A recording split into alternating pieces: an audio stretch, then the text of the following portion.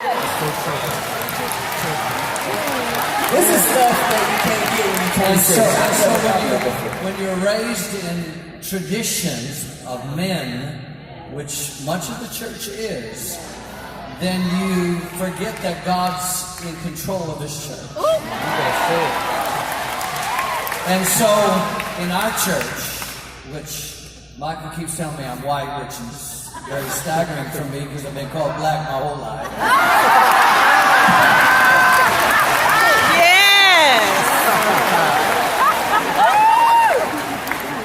Back in the day, I used to really preach with a B3. Come on, and by the way, I was clapping on 2 and 4 when you were 3. Ooh.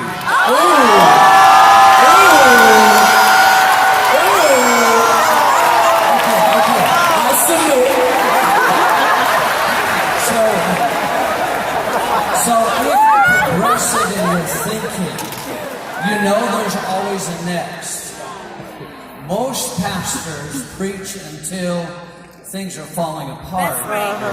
And then in desperation, they resign and turn it over. And if you have a deacon board or a demon board, one or the other.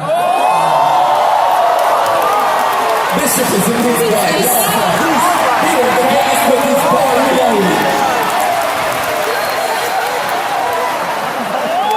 The deacons divide the church in 6 different ways, and they call that legacy. Yeah. But in my mind, I came to pastor with legacy in mind. Yeah. Legacy is not projecting who you are to the future. Legacy is finding God's next in the future. Wow. Yeah. So it's not about man, it's all about God. All right. So I knew Michael when he was just Michael, not Pastor Michael.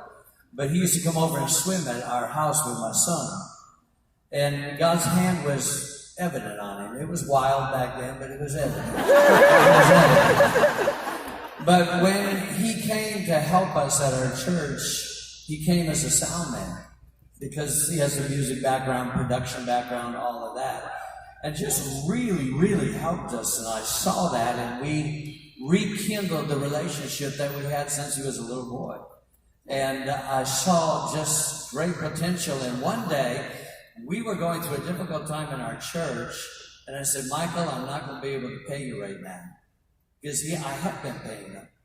And Michael said, Pastor, don't worry about it. Every time I'm in town, I will be here no matter what. And in that moment, a light came on. And I said, this young man has got something that I'm looking for.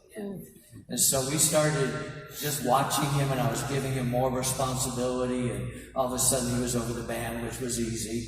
And then he was over the whole fine arts, which was easy. And then he had such a calling on it. In his parents' church, he led young adult ministry. And I said, let's just bring it together. And so during that whole time, I was watching my next. Yeah. And I was watching, and all of a sudden there was 200, 300, 400, 600, 700, 800, 900 youth were coming to our church under his leadership. It was evident. It was evident. And so we started making more changes, and then I asked him to be the executive pastor. Then we started sharing things, and it was kind of 50-50, and it was so evident that I would have been a complete fool had I not seen that there was a racehorse entering the gate. Have you ever watched a race? Yeah.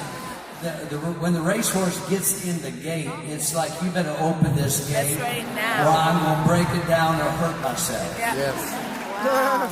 So when we went into 21 days of prayer and fasting, we were actually just quite a ways out in our succession plan. It was so evident, but I asked Pastor Michael, I said, I want you to lead prayer for 21 days. He said, no, Pastor, I can get people to help, and my mom and other. I said, no, I don't want you to hand the mic to one person, including myself and your mother. I want you to pray for 21 days straight. He took the mic every service for 21 days.